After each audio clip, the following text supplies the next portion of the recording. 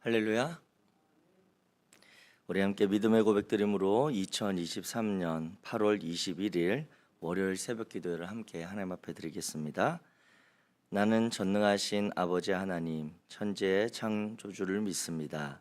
나는 그의 유일하신 아들 우리 주 예수 그리스도를 믿습니다.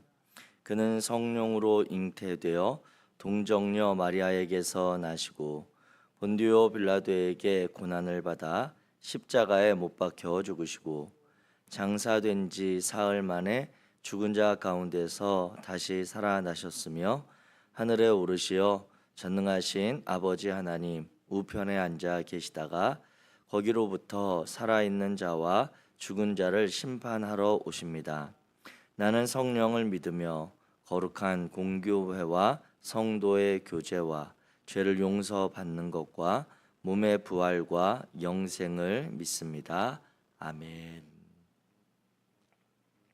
찬송가 300장입니다. 찬송가 300장.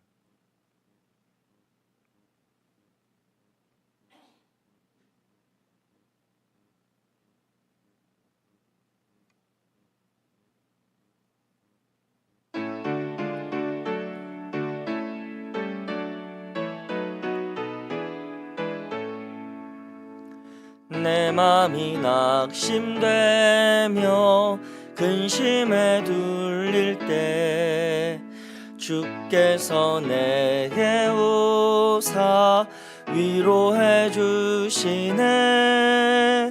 가는 길 캄캄하고 괴로움 많으나 주께서 내게 하며 내 짐을 지시네. 그 은혜가 내게 족하네. 그 은혜가 족하네. 이 괴로운 세상 지날 때 그 은혜가 족하네. 희망이 사라지고 친구 날 버릴 때 주 내게 속삭이며 새 희망 주시네. 싸움이 맹렬하여 두려워 떨 때에 승리의 왕이 되신 주 음성 들리네. 그 은혜가 내게 족하네. 그 은혜가 족하네. 이 괴로운 세상 지날 때 그 은혜가 족하네. 번민이 가득 차고 눈물이 흐를 때 주 나의 곁에 오사 위로해 주시네. 반란이 닥쳐와서 어려움 당할 때 주님의 능력이 원수를 이기네. 그 은혜가 내게 족하네. 그 은혜가 족하네. 이 괴로운 세상 지날 때 그 은혜가 족하네. 아멘. 오늘 함께 읽으실 하나님의 말씀은 시편 125편입니다. 시편 125편 1절부터 5절까지 말씀입니다.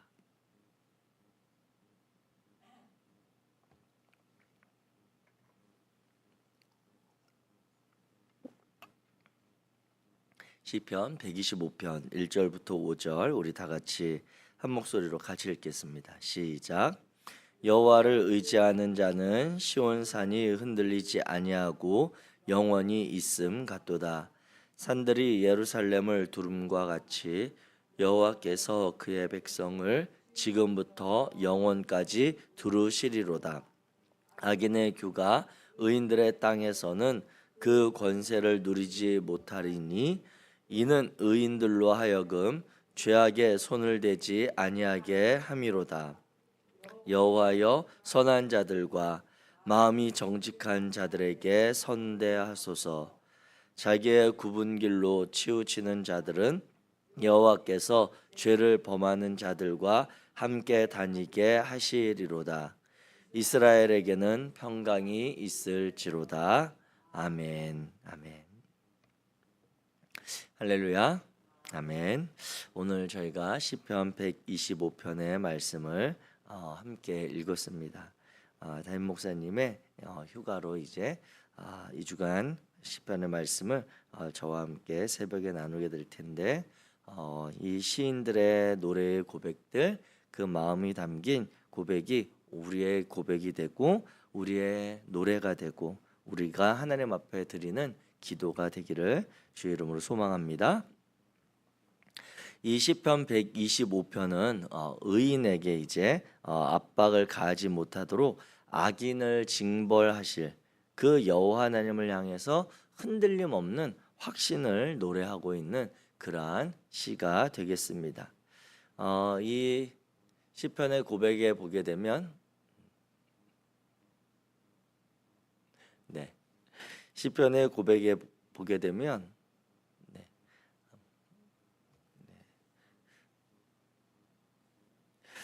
비탄적인 그러한 내용 요소도 있기는 하지만 이 시편 125편은 대표적으로 115편과 그리고 129편과 함께 공동체에게 그 신앙을 확산하는 그러한 노래입니다. 그래서 아울러서 살펴본다면 이 시편 125편의 내용 가운데는 이제 순결과 경건을 추구하면서 하나님께로 우리의 마음, 즉 하나님을 향한 우리의 믿음과 신앙을 집중하며 나아갈 것을 요청하는 그러한 핵심적인 주제가 있다 하겠습니다. 세상에서는 일시적으로 형통한 그러한 악인들의 모습을 보면서 그들에게 우리의 시선과 우리의 마음을 자꾸 빼앗기지 말고 여호와 하나님을 향한 시선을 지켜감으로, 그리고 그 믿음을 지켜감으로 우리의 마음이 잘못된 것, 악한 것을 바라보며 자꾸 그것이 악하다, 잘못되었다라고 하기보다는 오히려 우리를 바르게 이끌어 가시는 하나님의 의로우심, 하나님의 성실하심, 하나님의 자비하심, 그리고 그 하나님의 능력 있으심을 바라보면서 자꾸 그 기준에 맞춰서 살아가라고 하는, 즉 우리에게 반면교사적인 신앙이 아니라 우리에게 정면교사적인 그러한 신앙을 일깨워주는 시로 우리가 이해할 수 있겠습니다. 이 시편 125편의 경우 누가 지었는지 정확하게 기록되어 있지는 않지만 여호와를 의뢰하는 자가 안전할 것이고 성도들에게 소망과 신뢰를 주는 그러한 내용이 되겠습니다. 그래서 이 시편 125편은 시편의 핵심 주제를 담고 있는 시편 1편의 과 같이 악인에게는 최종적인 심판이 있을 것이고 의인에게는 하나님의 안전한 보호와 평강이 보장되어졌다라고 하는 그 내용을 노래하고 있는 그러한 내용이 되겠습니다. 이와 같은 내용이 이제 시편 1편의 개요와 같은 그러한 내용이겠고요. 이제 이 그 시편의 맥락, 그리고 그 가운데서 우리에게 오늘 하루 우리가 의지하고 붙들 말씀을 같이 살펴보고자 합니다. 먼저 시편 125편 1절부터 3절까지 말씀해 보게 되면 여호와 하나님의 그 보호하심에 대해서 이야기를 해주고 있습니다. 그래서 1절에 보게 되면 여호와를 의지하는 자는 시온산이 흔들리지 아니하고 영원히 있음 같도다라고 이 125편 전체적인 시인의 고백이 담겨 있습니다. 그런데 이 시온산이 흔들리지 아니하고 영원히 있다라고 하는 이러한 표현들, 그리고 그 내용이 2절까지 이어지는 그 시온산이 흔들리지 아니하고 영원한 것을 예루살렘을 산들이 두르고 있는 이 상황에 견주어서 시인이 이야기하고 있습니다. 그런데 이 예루살렘이라고 하는 지역, 대표적인 유대인들과 이스라엘 민족들에게 아주 중요한 이 지역에 지형을 다시 한번 우리가 떠올려 보면 이 시인이 노래하고 있는 그 표현이 어떤 의미인지 이해하는 데 도움이 될 것 같습니다. 이 예루살렘은 이제 지형적으로 동쪽으로는 기드론 골짜기가 있고 남쪽으로는 힌놈 골짜기가 있습니다. 즉 양쪽에 골짜기가 있는 곳에 중간에 위치한, 즉 골짜기 사이에 있는 약간 해발 780m 정도에 있는 언덕 위에 있는 그러한 지역이라고 하는 것이죠. 동쪽으로는 올리브산이 있고 북쪽으로는 스코프산이 있고 남쪽과 서쪽에도 높은 언덕들이, 즉 사방이 이제 높은 그런 지형들이 둘러싸고 있는 곳인데, 그 가운데 예루살렘은 또 높은 지대에 속해 있다라고 하는 것이죠. 이 예루살렘은 고대로부터 그 산악 지형이 가진 장점을 살려서 외부의 침입을 막는, 쉽게 막을 수 있는 그러한 도시 성곽이 형성되었던 것입니다. 그래서 이 예루살렘 지역 자체가 지대가 높은 곳에 있었고, 사방에는 지리적으로 높은 지대의 언덕이나 산들이 있는 곳이었다라고 하는 것이죠. 즉 그래서 1절의 표현에 의인들, 즉 여호와를 의지하는 자에 대해서 시온산이 흔들리지 아니하고 영원히 있음이라고 하는 것은, 예루살렘 성이, 예루살렘이라고 하는 지역이 고대로부터 그러한 지리적인 특성을 가진 곳에 위치한 곳으로 안전하고 이 외적의 방비를 대비하기가 쉬운 아주 용이한 지역이었다라고 하는 것입니다. 그와 같은 이 예루살렘 도성과 같은 모습처럼 우리 하나님을 의지하는 자들을 하나님께서 영원토록 그렇게 지키실 것이다, 두르실 것이다 라고 고백하고 있는 것입니다. 난공불락의 성벽이 둘린 요새와 같은 높은 산들의 두름을 받는 그 예루살렘처럼 하나님의 신실한 백성들은 하나님의 보호하심 아래에 있게 된다라고 시인은 노래하고 있다는 것이죠. 그래서 이 예루살렘과 관련해서 스가랴 2장 4절부터 5절에 보게 되면, 이제 스가랴 선지자에게 측량줄을 가진 천사가 내려와서 이야기를 전하고 가게 됩니다. 그러자 이 측량줄을 가진 천사가 이동하는 것을 보고 스가랴 선지자가 어디로 가십니까? 이렇게 물었더니, 그 측량줄을 가진 천사가 예루살렘의 너비와 길이를 재려고 나는 가고 있다라고 이야기하는 대목이 있습니다. 그러자 그 천사에게 또 다른 천사가 와서 이야기할 때 무엇이라고 이야기하냐면, 너는 저 젊은이에게 달려가서 이렇게 알려라. 예루살렘 안에 사람과 짐승이 많아져서 예루살렘이 성벽으로 들을 수 없을 만큼 커질 것이다. 바깥으로는 내가 예루살렘의 둘레를 불로 감싸 보호하는 불성벽이 되고, 안으로는 내가 그 안에 살면서 나의 영광을 드러내겠다. 나 주의 말이다. 이렇게 그 천사에게, 예루살렘의 길이와 그리고 너비를 재려가는 천사에게 전하는 그 이야기가 나오는데, 이 스가랴 선지자에게 하신 하나님의 말씀을 보게 되면, 예루살렘의 사람들과 예루살렘이 부요해지고 풍요로워지고 하나님의 은혜를 받아서 이 예루살렘 성벽만으로는 감당할 수 없을 정도로 이 부강한 그리고 풍요로움이 넘치게 된다는 것이죠. 그런데 중요한 것은 어떤 의미냐면, 결국 이 사람들이 부유해지고 풍요로움을 누릴 수 있었던 것은 예루살렘 성벽이 그들을 보호해 주기 때문에 이들이 그와 같은 안전함을 누릴 수 있었는데, 이 성벽이 보호해 줄 수 없을 만큼 커지게 되면 결국 이들이 그 성벽의 안전함 그리고 그 성벽으로부터 받는 보호를 받을 수 없는 위기, 어려움에 처하는 상황에 이른다라고 하는 것입니다. 그러할 때 하나님께서는 인간의 힘으로 세우고 인간들이 의지하는 예루살렘 돌 성벽이 아니라, 오히려 하나님께서는 그 성벽을 불성벽이 되게 해서, 그리고 여호와 하나님께서 오히려 그 백성들 가운데 함께 살면서 하나님의 영광을 드러내겠다라고 스가랴 선지자에게 전하는 메시지인 것이거든요.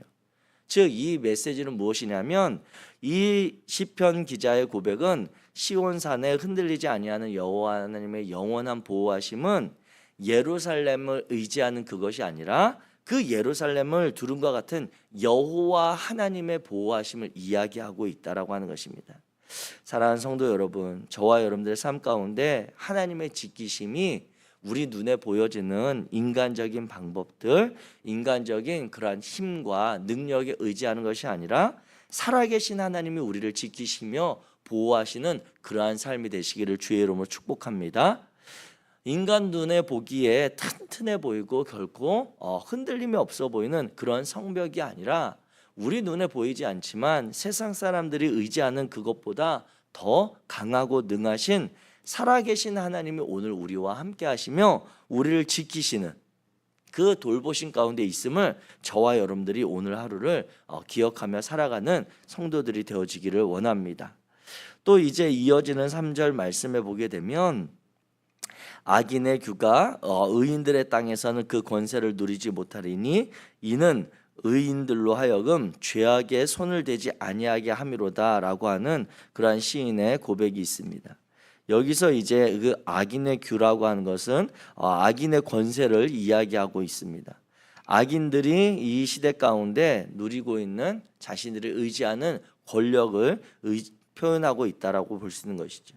그래서 이 시편 125편이 어떤 시대에 그러한 상징을 이야기하고 있을까라고 하는 그런 배경을 살펴보면 이 당시에 이 악인의 규에 즉 해당하는 형통함은 두 가지 시점으로 학자들은 해석을 합니다. 첫 번째는 사마리아인의 적극적인 동조 아래서 이 예루살렘을 침략하고 황폐화하고 백성들을 괴롭혔던 바사 제국, 즉 페르시아의 유대야 통치 시기로 보는 견해가 하나 있고요.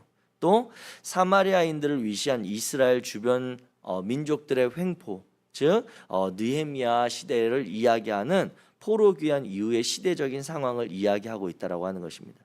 다시 말하면 이 하나님의 도성인 예루살렘 가운데 악인들, 하나님을 향하여 신앙의 고백이 없고 하나님을 인정하지 않는 자들, 그들의 능력과 그들의 권력이 횡행하던 그 시대의 모습을 시대상을 반영하고 있다라고 하는 것입니다.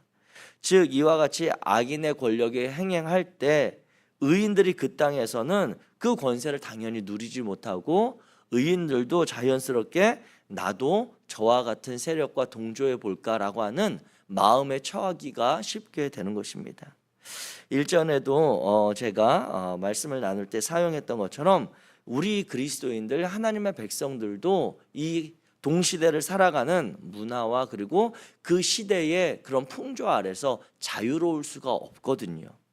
왜냐하면 예를 쉽게 들어서 이야기한다면 우리가 지하철을 타고 갈 때 구파바를 가고 싶은데 수서 방향으로 가는 지하철을 타고 있다면 그 안에서 아무리 노력하고 애쓰고 우리가 달린다 한들 결국 우리가 도착하는 지점이 저 아래쪽 수소 지점을 향해서 갈 수밖에 없는, 마음은 구파바를 향해서 가고 싶지만 우리의 몸과 현실은 수소를 향해서 갈 수밖에 없는 그 상황과 마찬가지로 악인들의 권력과 악인들의 힘이 득세하는 그 시대 가운데는 의인들도 자신의 신앙과 믿음을 하나님 앞에서 굳건히 지켜가고자 하지만 자연스럽게 그러한 악인들이 우리에게 보여주는 시대상 앞에서 자유로울 수 없고 자연스럽게 물들어갈 수밖에 없다라고 하는 것입니다.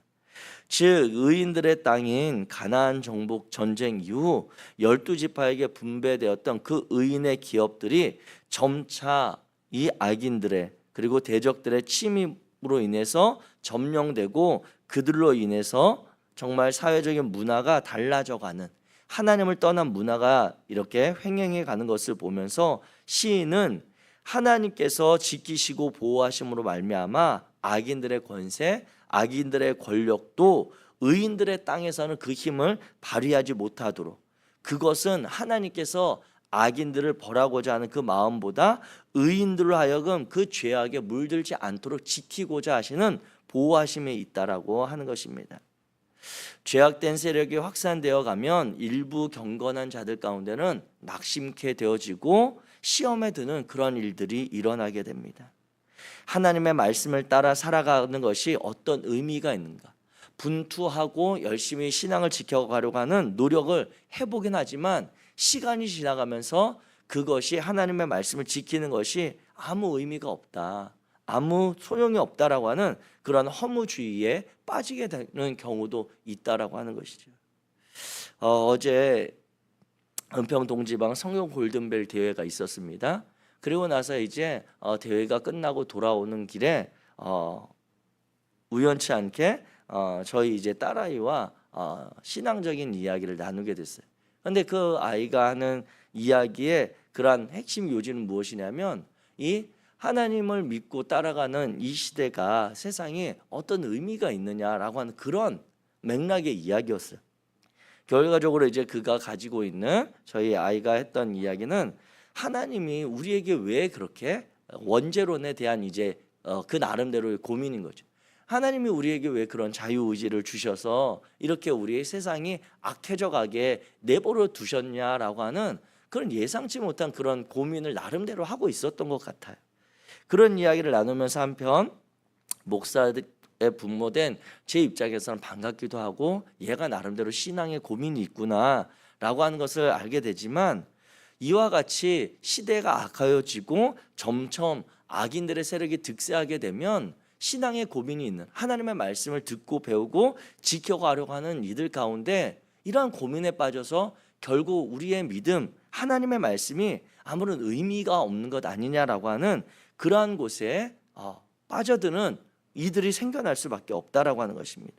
즉 악한 권력의 힘에 의한 우리에게 끊임없이 우리를 전도하려고 하는 우상 숭배, 세상의 문화, 세상의 가치, 세상이 우리에게 요구하는 그러한 삶의 방식들 앞에 굴복되어질 가능성이 계속해서 넓어진다라고 하는 것입니다. 그러나 하나님께서는 이 시편 125편의 시인의 고백과 같이 노래와 같이 악인들이 아무리 이 땅에서 득세한다 하여도 의인들의 땅 하나님이 지키시고 보호하시고 통치하시는 그 땅 가운데는 하나님께서 그 권세를 억압하시고 붙드심으로 말미암아 의인들로 하여금 그 죄악을 탐하지 않도록 그 가운데 믿음을 지켜가고자 하는 분투를 계속하도록 도우신다라고 하는 것입니다. 그래서 이 시편 125편의 3절 말씀을 새번역 성경에 보게 되면 이렇게 번역을 하고 있습니다. 의인이 불의한 일에 손대지 못하게 하려면 의인이 분깃으로 받은 그 땅에서 악인이 권세를 부리지 못하게 하여야 한다라고 이야기하고 있는 것이죠. 사랑하는 성도 여러분, 저와 여러분들이 믿음의 길을 지치지 않고 그리고 매일같이 새롭게 힘을 내어 살아가야 될 이유가 바로 이와 같은 것에 있습니다. 나 개인의 분투, 나 개인의 신앙은 너무나도 무기력하고 부족한 것 같지만 그렇다고 해서 내가 포기하지 않고 그 믿음을 걸어갈 때 우리가 알고 있는 것처럼 엘리야 선지자가 그 바알 선지자들과 아세라의 그러한 위협에도 불구하고 그 대적들을 물리치고 난 이후에 홀로 되어 낙심되어져 있을 때 하나님께서 그에게 주신 말씀이 무엇입니까? 너만 홀로 있는 것이 아니라 내가 바알에게 무릎 꿇지 않은 7천 명의 사람들을 또 남겨두었다라고 그에게 말씀해 주셔서 그가 세임을 얻게 한 것처럼 오늘 우리의 신앙의 자리를 보면 나만 홀로 내 신앙 지켜가는 것도 버거운 것 같지만 그 하나님을 향한 온전한 믿음과 신앙을 살아가려고 하는 이들이 곳곳에 있음을 기억하게 됩니다. 또한 우리의 신앙의 공동체라고 하는 것 의미가 무엇입니까? 그것은 하나님께서 우리를 통해 같은 신앙, 같은 하나님을 향한 믿음의 고백을 드리는 자들을 매주 정기적으로 공동체로 모여서 함께 우리의 신앙을 고백하고 그곳에서 일주일 동안 지내는 동안 우리에게 역사하셨던 하나님의 은혜, 하나님께서 우리를 어떻게 붙드셨는지, 우리에게 어떤 세일을 행하셨는지, 그리고 우리에게 닥친 문제들을 서로 간에 함께 나누고 기도하고 그것들을 고백하며 이 믿음의 길을 걷는 자들이 있다라고 하는 것을 확인하게 되는 귀한 공동체가 바로 신앙의 공동체인 것입니다. 사랑하는 성도 여러분, 저와 여러분들이 이 땅을 살아가는 동안 정말 이 믿음의 길을 지켜가는 것이 어떤 의미인가, 그리고 어떤 유익이 있는가, 아니 그리고 너무나도 버겁다라고 여겨지는 그때에 한 걸음 더 주님의 말씀을 붙들고 씨름하고 기도하는 저와 여러분 되시기를 주의 이름으로 축복합니다.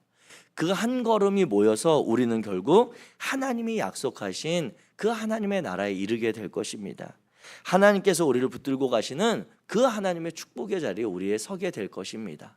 비록 이 땅의 삶이 아니라 하여도 하나님께서 약속하신 그 영원한 흔들리지도 변함도 없으신 그 하나님의 약속을 이루어가는 것을 보게 될 줄로 믿고, 오늘 하루도 저와 여러분들이 믿음의 길에서 끝까지 분투하는 삶이 되어지기를 주의 이름으로 축복합니다.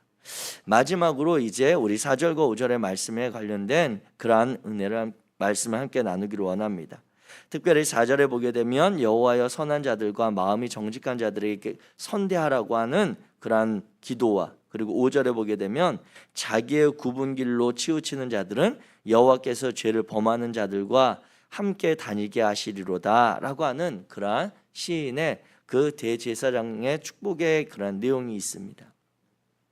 이 내용을 보게 될 때 우리가 기억하는 것은 하나님께서 시인의 마음처럼 성경을 통해 말씀하시는 것은 여호와 하나님 앞에 선한 자들, 그리고 여호와 하나님 앞에 마음이 정직한 자들은 끊임없이 하나님께서 선하게 대하신다라고 하는 것입니다.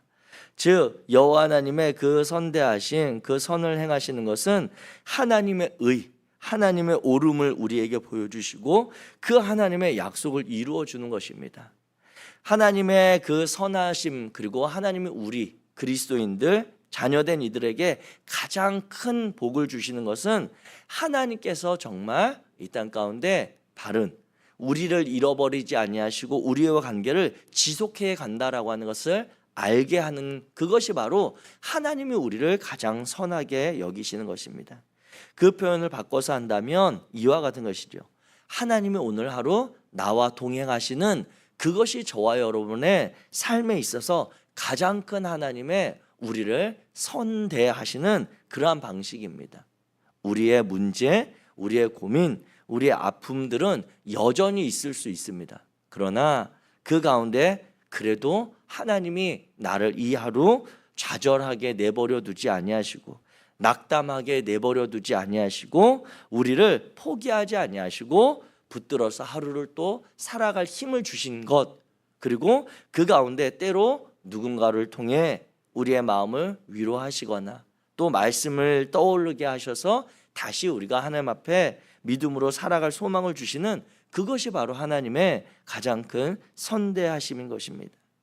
또한 그 가운데 우리가 보게 되는 것은 5절 말씀과 같이 여호와 하나님이 우리의 삶에 그러한 구체적인 개입하심과 간섭하심이 있다면 그것이 바로 우리에게 있어서 복된 삶임을 기억하시기 바랍니다.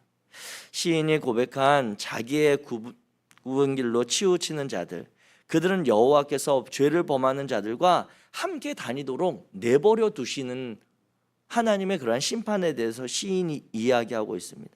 그래서 혹시라도 저와 여러분 가운데 하나님과의 관계에 어떤 문제가 있어서, 하나님은 우리에게 문제가 있으신 분이 아니지만 우리의 실수 아니면 우리의 죄악으로 말미암아 하나님과의 관계가 틀어지고 어떤 새롭게 되어야 될 부분이 있는데 그것을 하나님께서 그냥 방치해 두지 아니하시고 그냥 내 뜻대로 내 욕심대로 내 삶의 그러한 기준대로 나아가지 아니하도록 하나님이 개입하셔서 때로는 그것을 저지하기도 하시고 때로는 그것에 주저하게 하시는 발걸음이 있다면 그것은 하나님이 우리를 사랑하시는, 또 4절의 말씀과 같이 하나님이 우리를 선대하시는 하나의 방편이라고 하는 것입니다.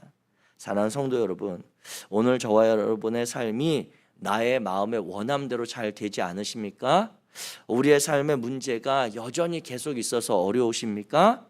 그러한 고민이 있으시다면 하나님이 저와 여러분을 붙들고 계시는 그러한 은혜의 시간임을 기억하시며 하나님 앞에서 씨름하는 우리의 삶이 되어지기 원합니다.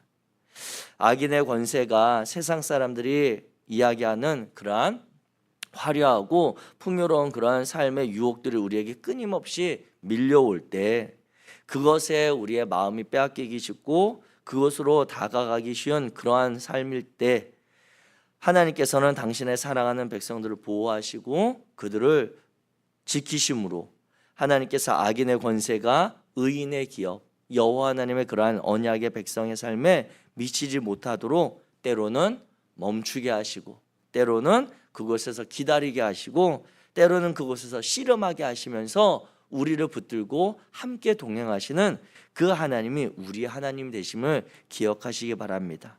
저와 여러분들이 오늘 하루 이 하루를 열어가실 때 이 시인의 마음, 시인의 고백을 기억하면서 정말 하나님과 동행하는 그 복을 누릴 수 있는 복된 성도의 삶이 되시기를 주님의 이름으로 축복합니다.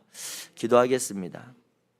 사랑의 하나님, 감사합니다. 오늘 시편 125편의 말씀을 통해 우리를 지키시고 붙드시는 여호와 하나님, 세상이 끊임없이 요동치고 정말 빠르게 변해가는 그러한 상황 가운데도 우리를 붙드시는 하나님은 흔들리지도 아니하시고 우리를 영원토록 그 약속으로 이끌어 가시는 것을 신뢰합니다. 하나님, 우리가 여호와 하나님 앞에 정말 하나님과의 바른 관계를 세워가는 자들 되게 하시고 그 믿음이 정직한 자들 되게 하셔서 오늘 하루도 하나님과 동행하는 그 복을 누릴 수 있도록 도와주옵소서. 때로 우리가 우리의 마음의 욕망을 따라 달려가려고 할 때 그 발걸음을 멈출 수 있도록 도와주시고, 우리가 우리 앞에 보이는 문제들로 인하여 주저앉고 낙심되어질 때 주의 말씀이 우리 안에 생각나고 기억되어서 한 번 더 주님 앞에 기도함으로 그 믿음의 길을 나아갈 수 있는 우리 당신의 자녀들 되도록 축복하여 주옵소서. 오늘 하루도 당신의 자녀들을 불꽃 같은 눈동자로 지키실 여호와 하나님을 기대하며 우리 주 예수 그리스도의 이름으로 기도하였습니다.